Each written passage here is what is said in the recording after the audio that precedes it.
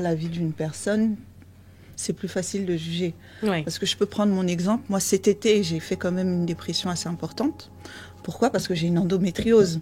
Ça fait des années que je vis avec la douleur et à un moment donné, quand ton corps te lâche. Et la louange va permettre, c'est une puissance, Ouais. c'est une puissance de vie, la louange. Et ça va permettre d'avoir aussi un instant d'apaisement, d'être en présence de Christ. Ouais. Je veux dire, là où est Jésus, il y a la paix. Là où est Jésus, il y a la joie. C'est ça. Là où est Jésus, il y a l'amour.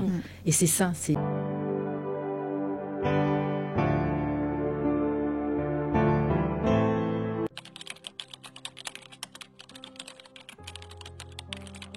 Bonjour à tous et bienvenue sur le podcast Élévite sur la fréquence, le podcast de la mission Zélé. Je suis Maeve et je suis accompagnée aujourd'hui de la thérapeute Laure Ménimolaire et de la servante de Dieu Aline.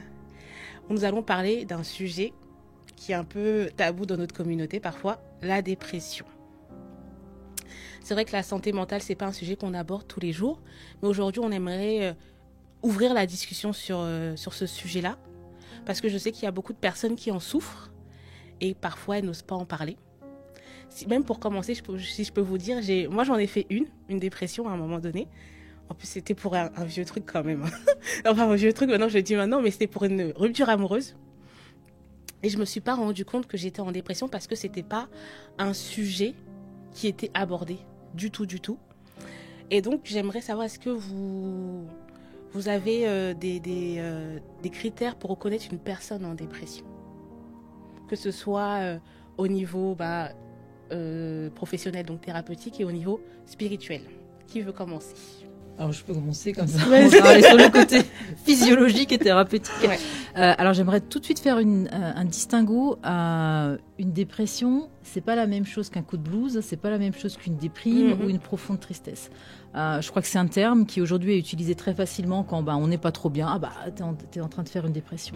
Une dépression, c'est une maladie psychique. Ouais. C'est pas juste un petit trouble de l'humeur, c'est une maladie. Comme le cancer est une maladie. Ouais. C'est en fin de compte le fait d'avoir de la tristesse, de la déprime, c'est tout à fait normal. C'est ce qu'on appelle une fonction adaptative. C'est-à-dire que notre psyché va réagir à quelque chose de notre environnement ou quelque chose que l'on a vécu auparavant. Et ça produit cette profonde tristesse. Et cette profonde tristesse, qui est une fonction adaptative, elle est positive. Je le dis, être triste, c'est positif. Okay. Parce que ça permet de réfléchir sur soi, ça permet de se dire, mais tiens, qu'est-ce qui se passe là à ce moment ? Et je me permets quand même, parce que ça permet de se questionner, et on le voit même dans 2 Corinthiens. J'ai pris ma petite référence. C'est vrai ? Alors je te la laisserai pour après. Mais...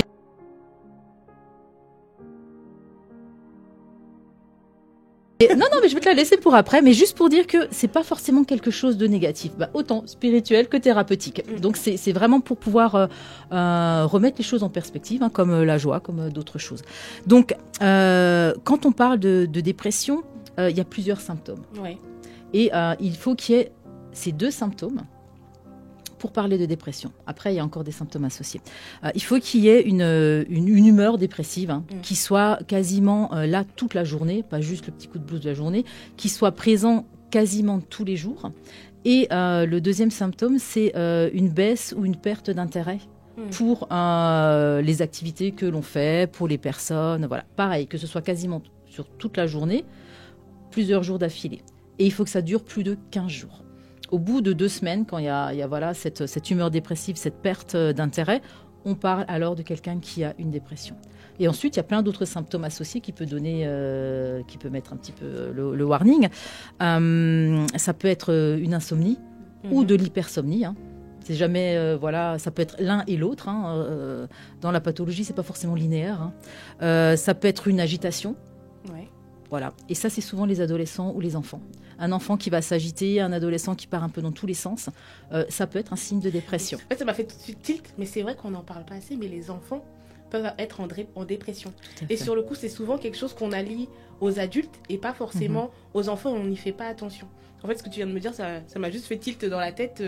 C'est vrai que même moi, c'est pas cette perspective-là que j'ai. Quand je parle de dépression, j'ai toujours par tête un adolescent ou un adulte, mais c'est vrai que ça peut toucher aussi des enfants et c'est important de le dire, je pense. Oui, tout à fait, ça peut toucher les enfants, pas forcément effectivement, comme on dit, sous la même forme peut-être d'un adulte ou d'un ado. Donc il y a de la fatigue, on est d'accord, perte de motivation, il peut y avoir aussi un sentiment de dévalorisation, de culpabilité. Quand on est en dépression, j'y arrive jamais, je suis nulle, les autres font tellement mieux que moi. Voilà, ça c'est vraiment des pensées qui tournent. Il peut y avoir ces ruminations qui viennent aussi durant la dépression. Baisse de l'attention, de la concentration. Souvent, on se dit, voilà, on est fatigué, j'y arrive plus. Ça peut être aussi des signes dans la dépression. Il peut y avoir aussi des idées noires, des idées de mort.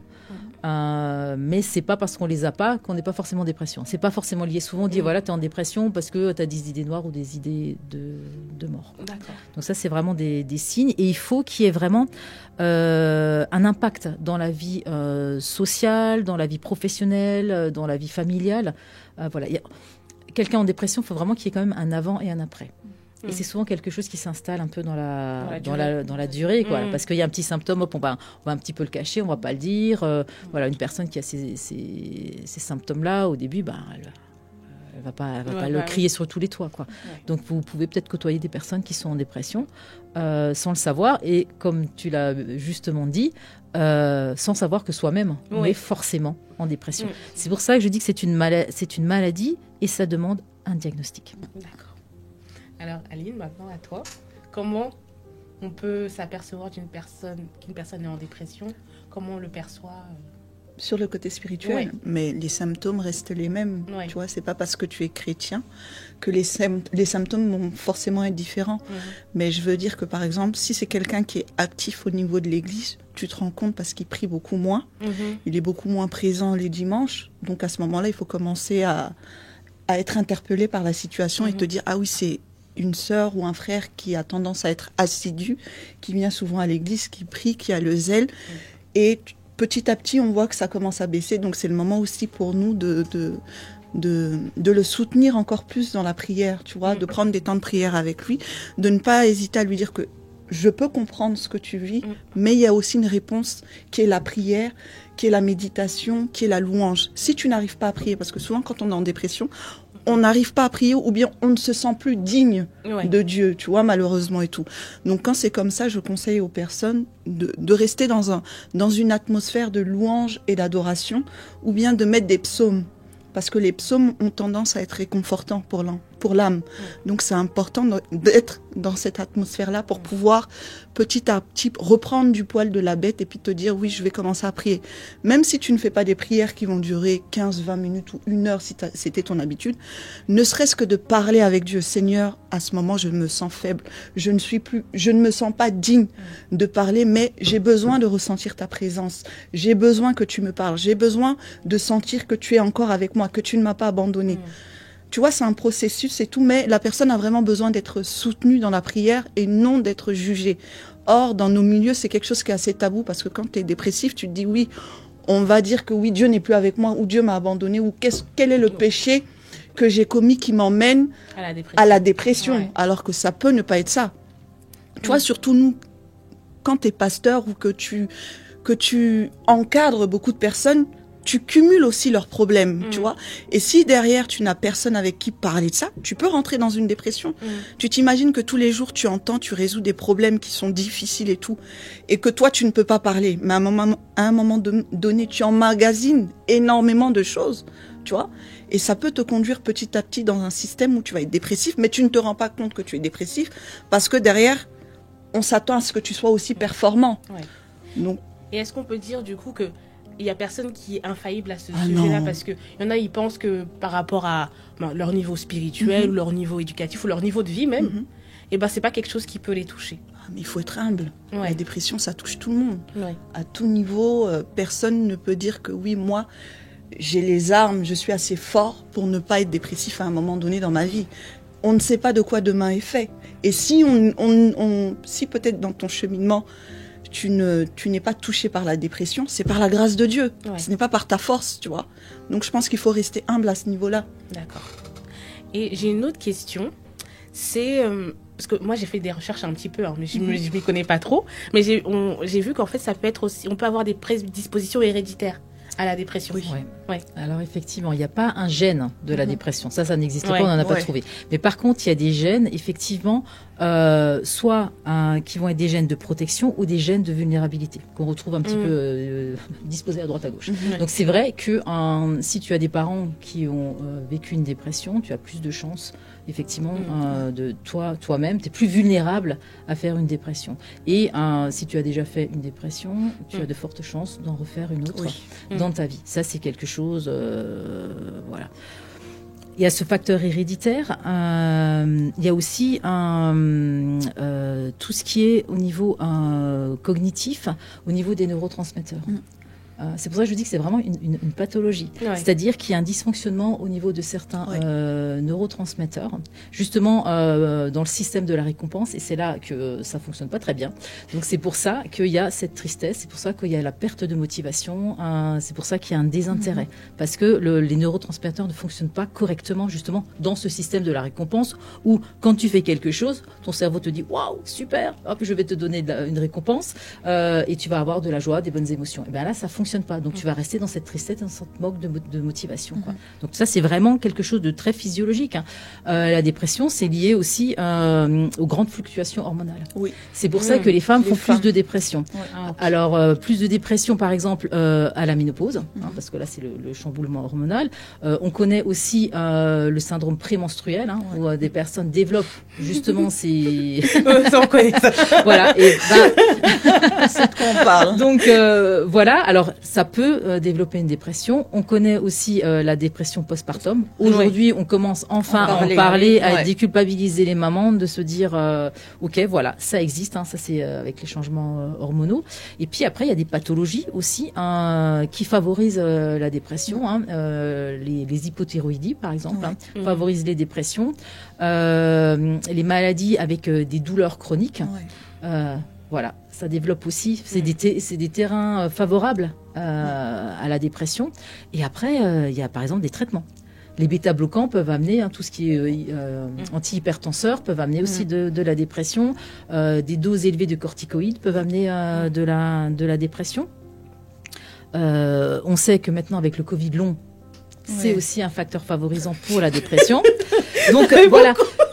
Je le dis parce que justement, c'est pour déculpabiliser les gens, de leur croire que c'est parce que je suis faible, parce que j'ai pas tenu la route, ou parce que ma relation avec Dieu elle est pas suffisante. Je veux dire, c'est vraiment une maladie. Alors, je vais pas rentrer dans le débat péché-maladie parce que ça c'est encore un autre sujet.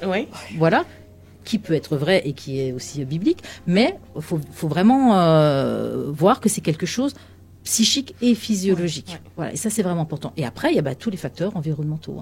Un décès, une naissance, une perte d'emploi, une perte amoureuse, voilà, qui va être aussi des facteurs favorisants à la dépression. Donc, c'est bien que tu dis ça parce que ça peut permettre aux gens de déculpabiliser, parce que souvent, ça a pu arriver qu'on dise aux gens oui, parce que tu es en dépression, tu n'es pas forcément un bon chrétien, ou bien tu fais preuve de faiblesse. Et donc, il y a beaucoup de personnes qui ne vont pas venir s'exprimer, le dire clairement qu'elles sont en dépression, parce qu'en tant que chrétien... tu as Jésus, c'est la vie, la joie, etc. Pourquoi tu es en dépression ? Quand tu ne connais pas la vie d'une personne, c'est plus facile de juger. Parce que je peux prendre mon exemple. Moi, cet été, j'ai fait quand même une dépression assez importante. Pourquoi ? Parce que j'ai une endométriose. Ça fait des années que je vis avec la douleur, et à un moment donné, quand ton corps te lâche, et puis l'endométriose, l'un des symptômes, c'est aussi la dépression. Ça te conduit à ça, parce que ça joue sur tes humeurs, il y a des hormones qui rentrent en jeu et tout. Et quand le médecin m'a dit, madame, là, vous êtes en dépression, j'ai regardé, j'ai dit, qu'est-ce qu'il raconte lui ? Qu'est-ce qu'il raconte ? Servante de Dieu, en plus, tu me dis que je suis en dépression. Je dis, non, c'est pas possible. Et il a fallu que je bataille afin d'accepter ce diagnostic, qu'on me dise oui, tu es en dépression, tu vois. Après, je me suis dit oui, c'est vrai, même dans la prière, j'ai un peu baissé, j'ai plus goût à rien, je ne mange plus, tout ça. Mais ça a été difficile, et même dans mon entourage, quand je dis oui, je suis pas bien et tout, on me dit mais non, mais toi, c'est pas possible. Si toi, tu nous dis que tu es en dépression, ça veut dire que nous, on a quoi ? Quelles sont tu nos vois, chances? t'es censé faire le lien avec Dieu pour nous et tout. Je dis, mais ça veut rien dire. Ça veut rien dire. Ce n'est pas parce que j'ai péché, parce qu'il y a aussi ceux qui te disent ça. T'as ouvert quelle porte? Non, j'ai pas ouvert spécialement de porte. Je suis en train de vous dire que je passe par une situation qui est difficile, qui m'a emmené à ça. Si vous pouvez pas m'aider, des fois c'est mieux, taisez-vous. Et c'est compliqué dans le milieu chrétien. Donc tu préfères ne pas dire pour ne pas être jugé, qu'on pose un avis sur toi, quoi. D'accord. Et autre chose, parce que moi, ça a été mon cas aussi. Après la dépression, même si je suis sortie de cet état vraiment dépressif, pendant longtemps, j'ai travaillé comme un résidu un peu mélancolique, un peu... Enfin, à chaque fois... Peut-être, je peux dire de manière un peu hebdomadaire, j'avais toujours ce temps-là où j'étais un peu... down, et c'était beaucoup plus récurrent après la dépression parce que là maintenant je l'ai plus.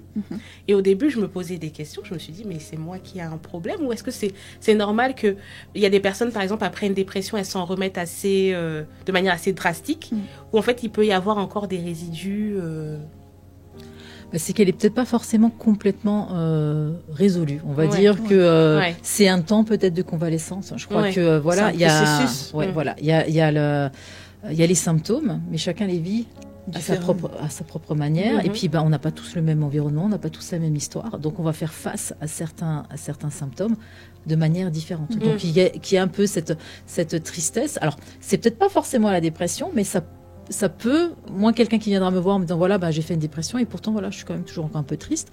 Je me dirais, voilà, est-ce que il y a vraiment eu une guérison de cette dépression? Est-ce que c'est une étape intermédiaire où ça va mieux, mais on est quand même et encore dans la dépression?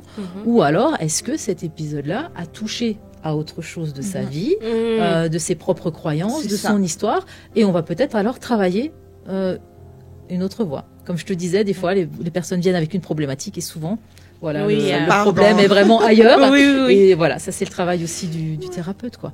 Donc voilà, je pense que le principe que la tristesse un peu reste, voilà, ça peut avoir différentes causes. Ouais, tout à fait. Et maintenant, on sait que parfois, il y a des médecins, ils présentent ça aussi, la solution médicamenteuse pour traiter la dépression. Ça, c'est un peu touchy, mais moi je dis oui tout de suite. Tu dis oui? Je vote. Voilà, tu te casses une jambe. Est-ce que tu vas dire non, je ne veux pas de plâtre? Non, alors surtout pas. Vous m'opérez encore moins. Et la béquille, j'en veux pas. Jamais tu ne diras ça. Jamais. Ça veut pas dire, comme dit, que tu ne vas pas prier, que tu vas pas demander à Dieu de te guérir. Et moi, je crois fermement que Dieu peut faire un miracle et réparer de suite une jambe cassée. C'est pas ce qui arrive le plus souvent. Ce qui arrive le plus souvent, c'est on va chez le médecin, on a le plâtre ou l'opération, ou tout ce que tu veux. Voilà. Donc pour moi, quelqu'un qui est en dépression, où vraiment il y a sévère, où il y a vraiment une répercussion, le fait de prendre des anxiolytiques ou des antidépresseurs, pour moi, c'est lui permettre de ne pas tomber trop bas. Pour moi, c'est une béquille. Souvent, les gens disent j'ai peur. Et la peur, c'est surtout plus la peur d'être attaché à ce traitement, de plus arriver à s'en défaire. Ça, c'est, on me dit, moi, j'ai pas trop envie de prendre d'antidépresseurs. Parce qu'on n'arrête pas aussi un antidépresseur comme ça. C'est un processus, il faut diminuer les doses et tout. Donc, c'est vrai que c'est un peu compliqué aussi. Donc, mais est-ce que vous préconiserait ça en premier lieu parce que des fois il y a des gens ils veulent pas trop se prendre la tête, c'est dépressif, prenez les cachets, or qu'il faut, est-ce que on le propose systématiquement ou bien s'il faut mais en général quand tu commences à prendre un traitement antidépresseur, c'est que tu as été vu par un psychiatre, tu vois, donc si le psychiatre il juge, moi là maintenant c'est la professionnelle qui te parle, pas sur le plan spirituel, mais si le psychiatre en général il en arrive à te dire oui, je vous conseille de prendre des traitements, c'est qu'ils jugent aussi que tu peux te mettre en danger à un moment donné, tu vois. Donc il faut... Après, chacun est libre de faire ce qu'il veut, mais je pense qu'il ne faut pas rester buté en se disant non, je suis chrétienne, donc je ne prends pas de traitement. Il faut peser les pour et le contre dans cette situation-là, quoi. Mais nous, en tant que chrétiens, on ne peut pas dire à une personne non, ne prends pas de traitement parce que Dieu va faire. Parce que derrière, si la personne, elle se suicide ou qu'il y ait d'autres répercussions, qu'est-ce qu'on va dire? Donc, on parlait de dépression et souvent, on fait l'amalgame entre dépression et mélancolie. Alors, c'est pas du tout la même chose. Enfin, c'est pas du tout la même chose. Non, c'est faux. C'est beaucoup. Moi, je sais pas la mélancolie, Ouais, c'est le stade ultime de la dépression. Ah, d'accord. Voilà, on a plutôt l'impression Baudelaire, spleen, Oui, oh là là, mon on aime bien amoureux, dire je suis l'aime. mélancolique, mais Oui, non. il y a un aspect très romantisé. Ah non, pas dans du le- tout, non, c'est Et- hard. Ah ouais, ok, Ouais. d'accord. C'est quelqu'un qui est mélancolique, donc pareil, hein, c'est vraiment un diagnostic. C'est généralement une personne qu'il faut hospitaliser parce Ouais. que le risque de se donner la mort, le risque suicidaire est très très très élevé. Donc c'est des personnes généralement qui sont hospitalisées ou vraiment sur surveillance rapprochée pour les protéger de ça. D'accord. Donc non, mélancolie, c'est pas top. Et là, en plus, tu n'es pas obligé d'attendre son avis pour pouvoir l'hospitaliser. Ouais. Il peut être hospitalisé de force parce que, effectivement, là, ça peut être compliqué. Ah, je savais pas du tout. Ouais. En HDT. Et je pense qu'il y a beaucoup de personnes qui ne le savent pas parce que mélancolie, comme on a dit dans les chansons, Bah dans oui. les romans. Non. Oh, la mélancolie. On croit que c'est quelque chose de fun. de l'été ou je sais pas quoi. Et en fait, Pas du tout. ok, d'accord. Ouais. Médicalement parlant, pas du Ouais, tout. Alors pas du après, voilà, le côté romantique, c'est à utiliser ce terme-là. On peut le garder, mais réellement, c'est pas la vérité, Non. c'est pas ça, quoi. D'accord. Et maintenant, on va parler plus au niveau de notre communauté aussi.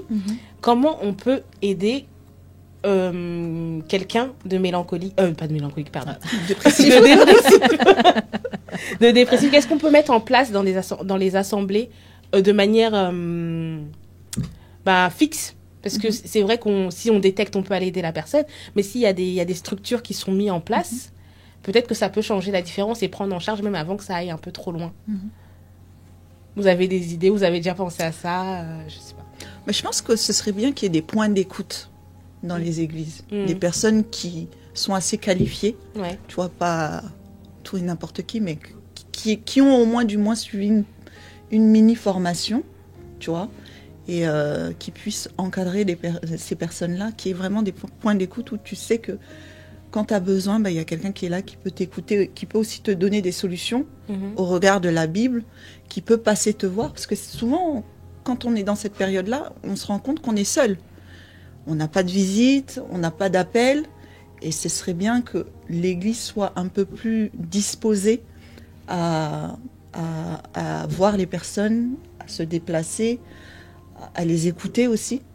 Je pense que c'est quelque chose qui manque dans nos églises. Okay. Et toi? Alors, je te rejoins complètement. Hein. Je pense qu'en parler. Alors, je pense qu'être formé, c'est hyper important. Ouais.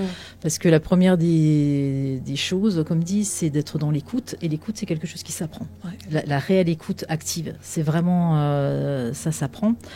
Pour ne pas être dans le jugement. Et des fois, on veut être bienveillant et on va dire, mais t'inquiète pas, c'est pas grave, ça va passer, viens, on va prier, voilà, en voulant faire. Et en fin de compte, quand on a des fois envie un peu de motiver les gens, en disant, allez, viens, bouge-toi un petit peu, allez, ressaisis-toi.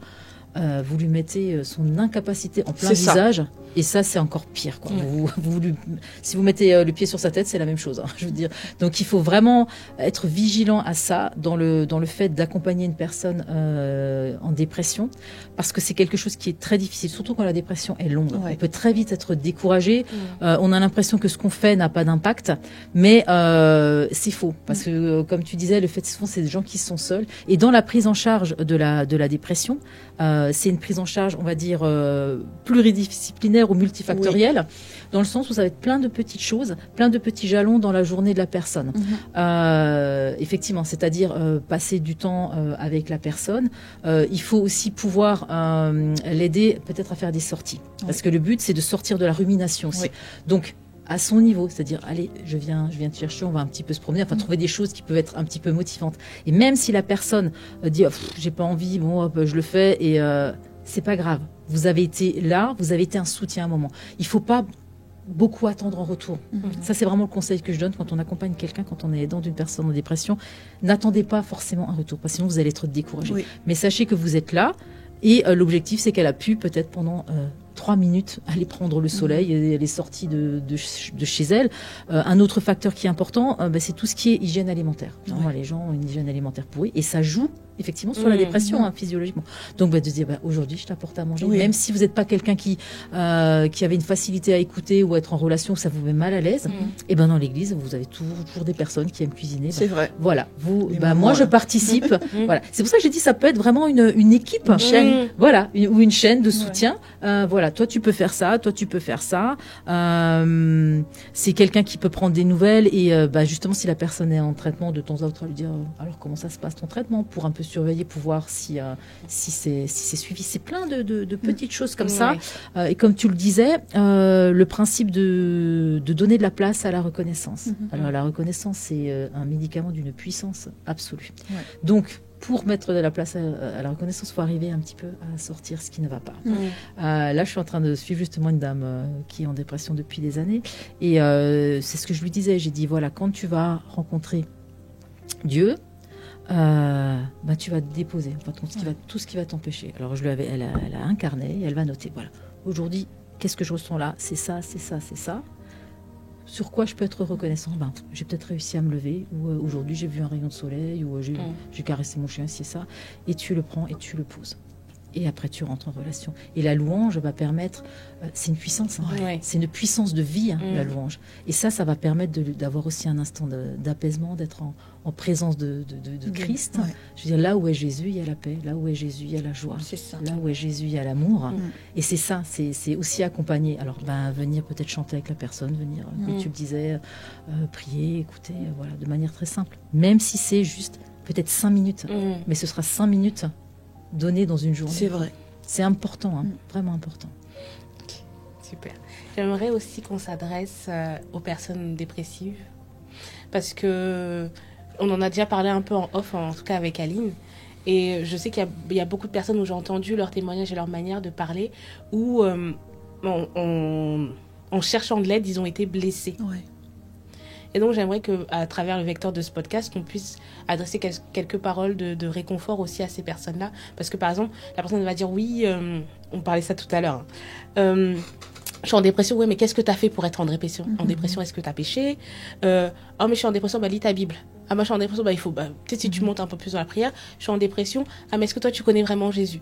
C'est des réalités que des gens ont entendues et que ça a créé énormément de dégâts. Donc, j'aimerais que on puisse leur apporter des mots de réconfort, leur faire les déculpabiliser aussi. Parce que je pense qu'il y a certaines personnes qui ont toujours ces relents-là et la dépression n'est pas totalement guérie parce qu'en fait, on en a rajouté encore sur leur état. Donc, si vous avez des conseils ou quelque chose à leur dire pour... Déjà, je pense qu'on devrait leur demander pardon en tant que corps du Christ. Parce que normalement, on dit que quand ton frère est au plus bas, tu dois être ce soutien pour ton frère pour pouvoir le relever. Donc si nous, en tant que corps, on a failli à notre rôle, je pense qu'il faudrait déjà commencer par demander pardon au nom de toute l'Église à tous ceux qu'on a pu blesser d'une manière volontaire ou involontaire. Je pense que c'est important et leur dire que quelle que soit la situation qu'ils vivent, ce n'est pas parce qu'ils ont forcément péché, tu vois. C'est peut-être la manière dont c'est peut-être ce que Dieu veut pour eux à ce moment-là, parce que quand ils vont sortir de cette situation-là, leur témoignage va aussi édifier certaines personnes. Et je pense que ils doivent se rappeler qu'il y a une personne qui est morte pour eux à la croix, c'est Jésus-Christ de Nazareth, et que même s'ils sont dans des profondeurs de la noirceur, ils peuvent s'adresser à lui, tu vois. Ils doivent regarder à lui, ils doivent regarder au sacrifice qu'il a fait pour eux, et se dire, Seigneur, je n'ai plus les forces, mais je m'attends à toi. Même si ça prend du temps, même si ça prend 1 mois, même si ça prend 1 an, je sais qu'à un moment donné, tu vas me sortir de cette situation-là.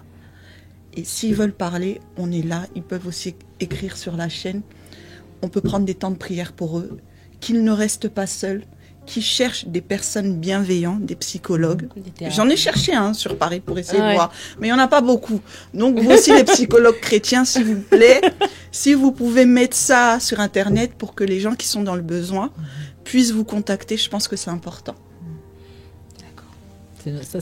C'est un autre sujet aussi. Oui. Je crois qu'il faut vraiment aller vers les bonnes personnes. C'est pas toujours facile. Donc s'il y a une personne il faut, il y a qu'à, tu dois, tu fuis. Oui. Il faut, il y a qu'à, tu dois. Et je parle aux gens, et moi la première, on a souvent tendance à dire ouais, il faudrait que... Non. Je veux dire, une personne de qualité, ce sera déjà une personne simplement qui t'écoute. Waouh, t'es en train de vivre ça. Ça doit être difficile. je comprends, j'ai vécu, je sais, pareil. Ça, c'est une personne qui prend les choses vers elle et qui est pas dans une écoute. Et je crois effectivement le fait de voir un psychologue chrétien, thérapeute chrétien, je sais pas si c'est rare, mais c'est peut-être rare les personnes qui se positionnent en tant que telles. Et c'est une vraie prise de position, de prendre, de dire voilà, moi je suis thérapeute de couple chrétienne.